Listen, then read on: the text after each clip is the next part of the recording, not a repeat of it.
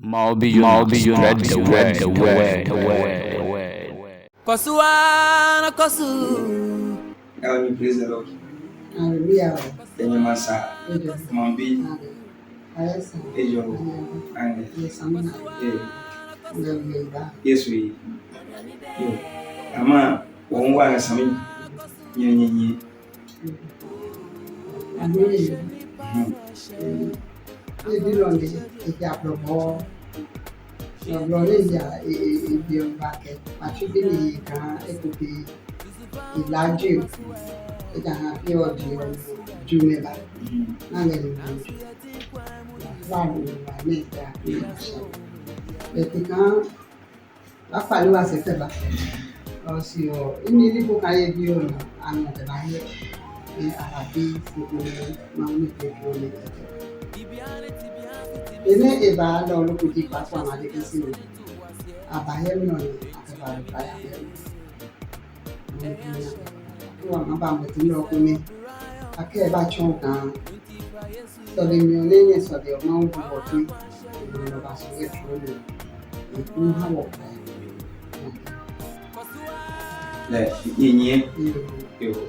Owana mouse. Ina ka mapeka macheka amienyi. Emasu ke besu le macheka amienyi. Leni yo luji ya yoko mabaye. Ena balala yo dase kan ni abiye yo na kan gabi. Lo anaka chabindo ko chonko isi munu ya fi ko. Abinu ndo dami ane. Lo bi oyin ba ke. Lo fesi o efiame. Si abanwi. Lo ni bi o ba ke ni apetwi ye ame o. Pi ale na mabu na mana bi. Lo hawo ke ba fu. Yesu ngbe mi ko ni asori ha me ne bi o ni eba. Lo ya iwo lo yi areho na ngbe mi lo ade ko ni dei. Obi o le go abi enge. Lo lingiga ke tuwo ejinsi ne bi o ewaba kone twene enu lo lingi yin sino bi o ja ke fi adin ka nile bi o ne wa ba so na ofun ma ngbe mi bi o ba o lo amaba kone ake ayiba chun ka nile bi o ba lo emu yin si botu no re wuji kana nyene ni ke ba lo kenye ba o mana mausi lo imasu kan ese le yiwe matun bo yo ma meni balo ko ji eji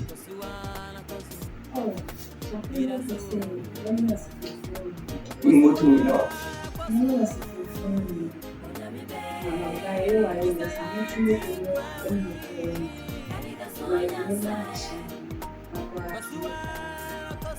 Asana mwenye ya ni ya wangu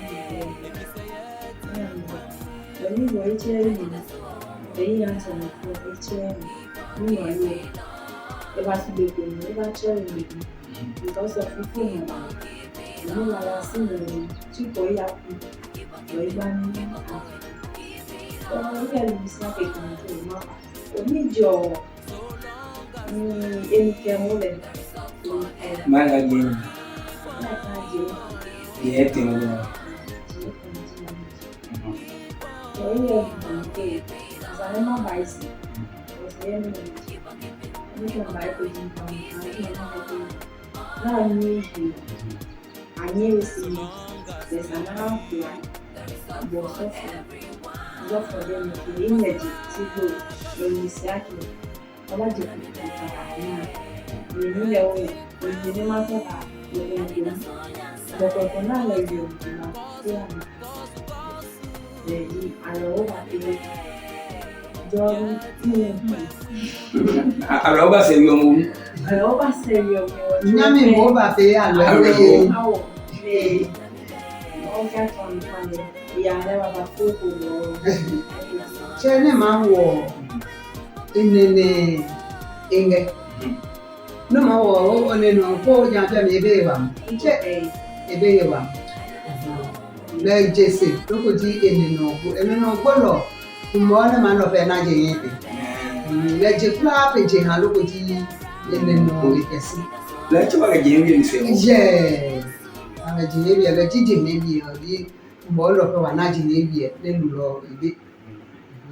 Ne ese no pone afọ ku bi ne afọ ne anye. Tafra chela ngodipo ne ekeji. Yo bi e wa tipo. Ewe wa. Wa we loko pa ko di. Le pechupo. Ngame na de ye pechupo. Emi ka ye chupo. He was in where my nesting day. If you go away and check, look in the wall in your little a passing that shaman Samina.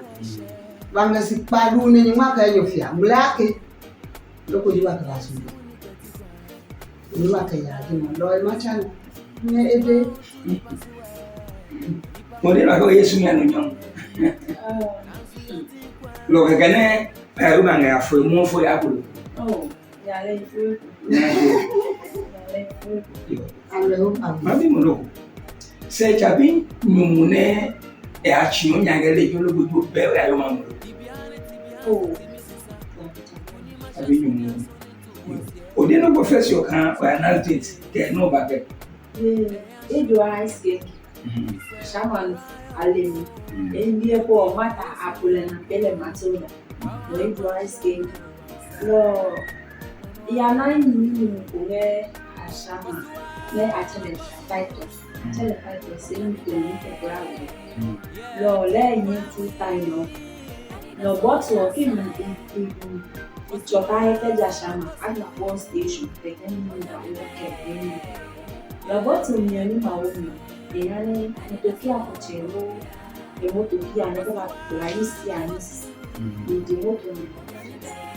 Yani ifonu aju isi kama nibi ati leo meche ni le mfiano kwa ni mungu wangu se ne beja ibawo yo ko ni bansi ya yo ko mwana de ku je akate je ku yo en bueno ni ngamu tu mane eke ni maji ni mon tena Maham stake yang peyanchi bukan coklat ni mau joni na termisi kana ibi otan suru termisi ni mona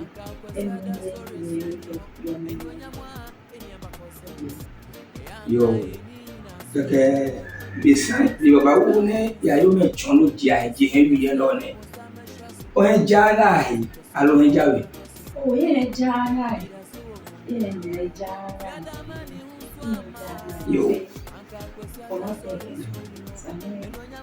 onye dale mu le ni aye dale mu le bi onje ke ogo ye kunyo ke won okunu me won ma fi kunyo aka madam le bi no be men na yo ya ma lu bi o mo de ke ai peye se ke dale no nge kan le bi na abo ka sam kla ka ma ni ni ma ni no yo yo pio monche o heika o bibi o indolo Ele. le se cha pa de Oh, Davi. Hallelujah. Bwana Monsi. Yo. Keke se chuma heika prayer ne wa pe ka o ma ba gugu. Prayer bra we drink ba we. Eno hano baro. Oh, pale nyamu wa bo no ngene. Inge bisnya ke tende ngani no. Sana ya wa. Sana jina no. Pepe jina no le ke. Ni miu le ka o mo wo se. Dene ke was ne campaign ni ma wo campaign ma e. No me go kiki. Alright. Ane ke na ka light press.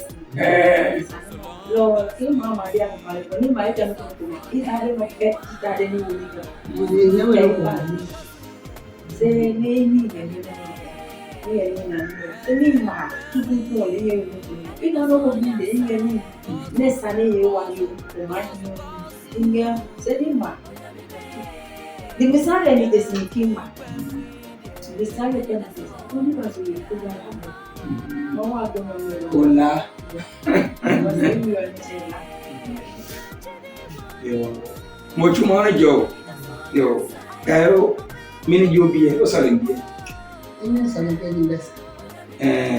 so le biene o mange mbese no na kigli ye pa kigli ene che na kigli less lo ma mtutu jiji ni mai ni ningo yo mai ninga ko keke nene tutu ne ebiji no e api obi enyimele ye ha wi asen no le lo bi opi obi bi eni che ye bi yo ne mo amini ji mo obi ani chenche ko baby e mata yo onga muno obe muno o fa obi lo prayer ne ba kikimu logo ji obawi oni o so ma pe kwa ngo na gbalo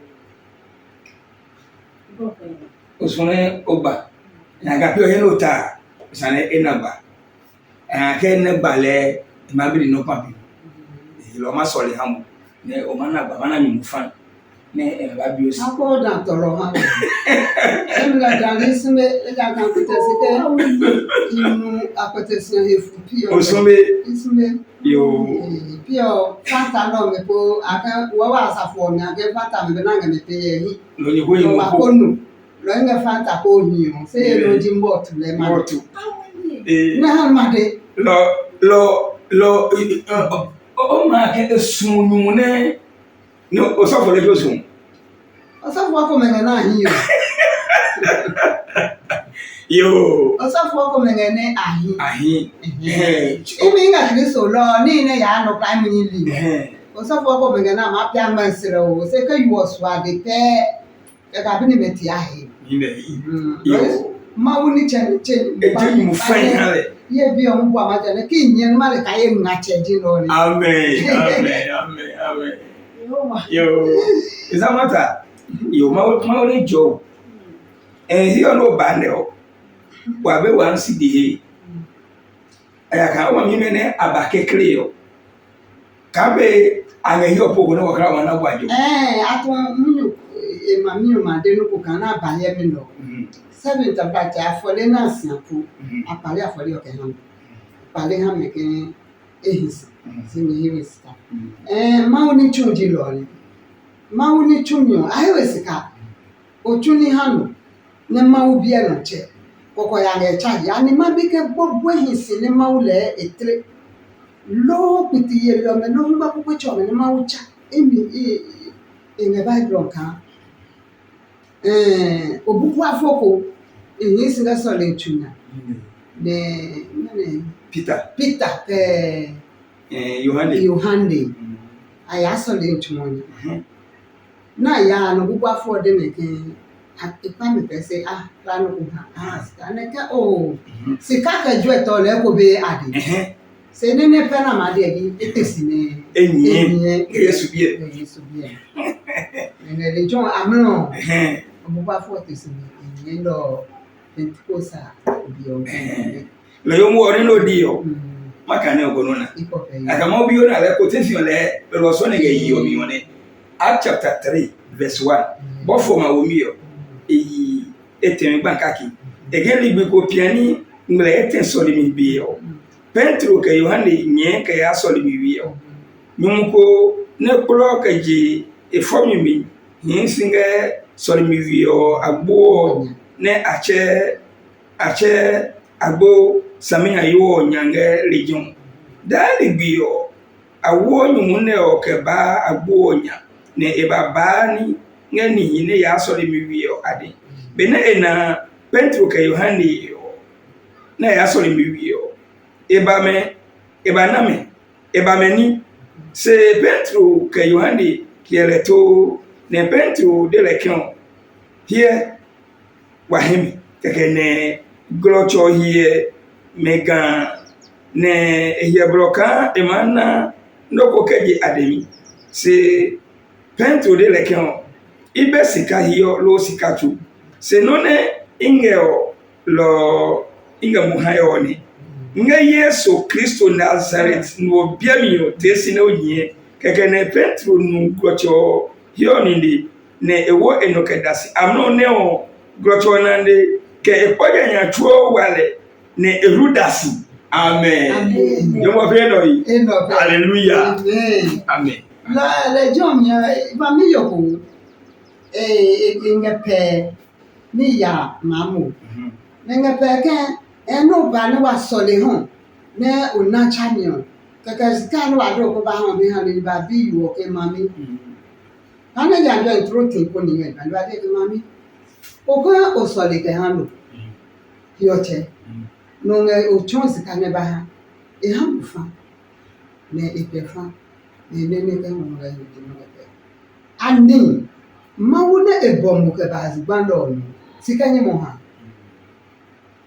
mawu chemo mo be wa no ya heko na chap ko mo na drumi no ke chano ani na mo ya hi one achamo le sikanye me mo pe ke ha yo wa mawu lo afole no si ke ha mawu lo ko mbonga no nyoje ya pia eko be eko ne be de je no ga nyoje seke ko ngede ma ha ni ye je nyanga mu mawu mu nyudwa inga mawu ni jana nyinga skango ni ani menyeka ha yiwa ma tepe nye popita apeweja nyoso fo mo nye wasisi nyanga wasisi da kan ne ka chamyo ba je nyo le wo wa wi ehi ne ka ha wo free e ka munyo ha wo free e ka chami ha wo free e ye ha wo free e mi ka ye ha wo free e ha wo job free e ha wo he wa me no aka chuni free ne wa ka jima no ma chuni wo wa na jwa ke ha no wa ye ne ko jo ko ba wa Maone jo. Aye ne ko jomi ko ba wa no. Lo. Ye bi no. Enju enye dede. Iya emo nga pando passe ni ga chono. Le nga pala ji ma bi. Ye bi ko ya lo le ngbe class. Lo yo ese glass o. Isa ne ya ashama mi ese glass. Icho. Fin ko fin icho de. Ne ya e ka ajuan ye ko ya ge.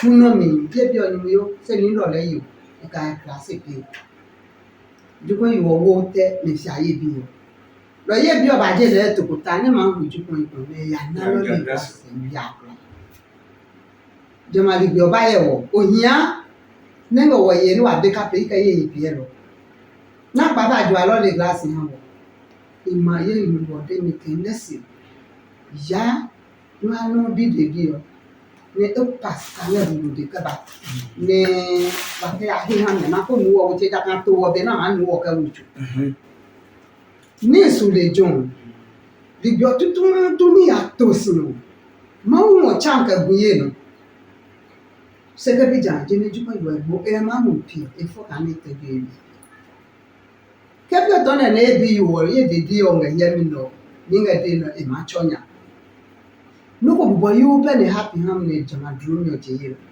se jina jupendo ina mumu ni yasu kasi ni ki ya ipina mande ke ehunu ba de ko kopi ale ni ko bi ba yesu ba ye ni ba ye ene yesu le sa yes ajo ene ni wisi ni yesu ni amani ke awi ni no ba no ma no ba chena tebe ni kopi ko si e no ba jo awi la mani o ne pe yo ye no ne ma pepe ene vin ene no ma se gbokwo nga chumo mi o no ma se ka bele kile ene azechem ani pisa ka na lu mbo wi na bo na no te tele ko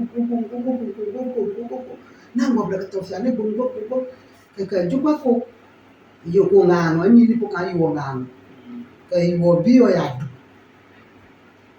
du me no jukwa nga du ka na awo pa ka na ka si a jukwa ko se ko ka na mi ya hi du yo le jazi cho ka na cha ni de ke ko na fi na yo be ka to ne atolai ke ko le jukwa nga pe ka na ka ya di nyo chu ne wo chu nya ja bi o jukwa yo mu se chu mi kena ka ya ne juko yinga do ki ko ne ya ne ta ne ango bla ka to fya ne yinga do tako asacha menu ni nga ya mlo nene bi ne nga nyengo ndika yo anga chwa me sa cha na ki enga bi ne ka happy lo enga bi ne ka happy lo se juko wa bo be happy ka ni asacha me fu ajuko Nango pleke fiala ka chombe nyona ka na agbeju.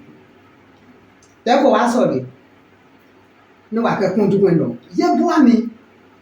Se ni nando ibe heje bi. Ye ka bua le prayer ba wuju. Prayer Yesu ma kunju kwendo mu ma kunju kwendo ma kunju kwendo. Ni sole ye bi on ka ba de faham. Ni ya cha ye yo je kan azecha be no bi yo. Mbono hinsin no. Nuko bo bia ye se be ne je kana agbeju. Nyem wa kunju kwendo susu na ga azecha o ma. Ngale John Wanga solid. You know, Jacob, you $1. You are dollar. No, Kakane, Lako Puekaje upon one was first carrying. Keba, the Kajuan in your own frank, no asole with Kebake, as a gentleman to me, not tell you. Such a meka abani, Mabaku. As it in your moon was of one Keba. Eh! Oh, the no about so the 100 woman, you know, wo a beer can jam.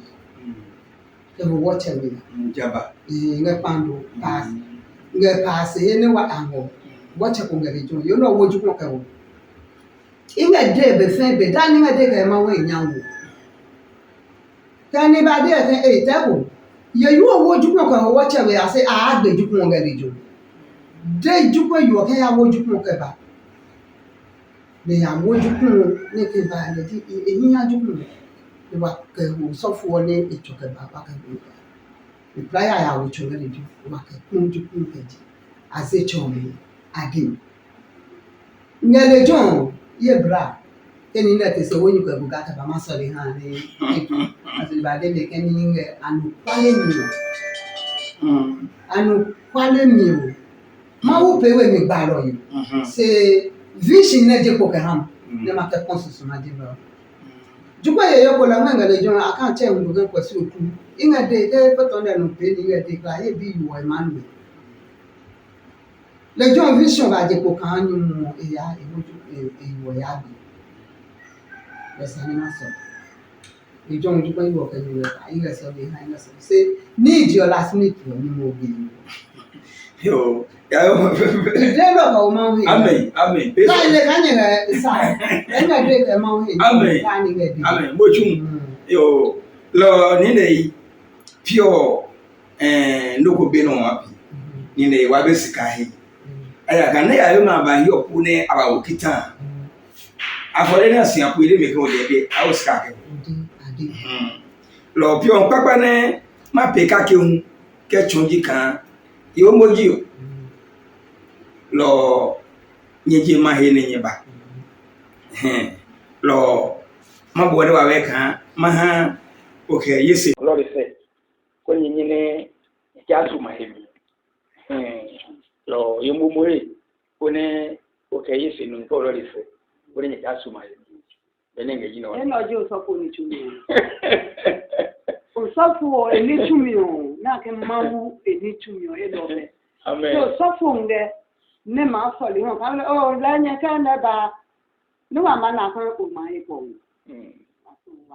ama ko di o ma to bi amen ko ne ke ye bi o ba ya amen wa ba e ko o so fo ni chum pe je na lo ina de ka ko no so fo ne ma no wa bi yo ele ka ke cha no ko e cha ha mawu ne mawu ne ma to de ska ta ju eto chapi nu la de sa de nenge e nga mawu di lo mawu ni cha ne ma je ska ka ju ete ne ke mawu mo so fo no futuru ke ho te chapi mo ne mo ma he nga no di daga ko ne ke no de ni ma ko ba to ne ba bo ma bo mo chun yo lo ka ke ya ko ni so le ha mi o ma so le ke wa ma so le mo Yesu Kristo ito obi mata alo ito obi mata ka wodemi nindai oke biola ne anale bena anale o agbetu awole kadi awole tebuta ni bena nganya yo tete oke nizisi ne we bicho de tete oke ne ke biola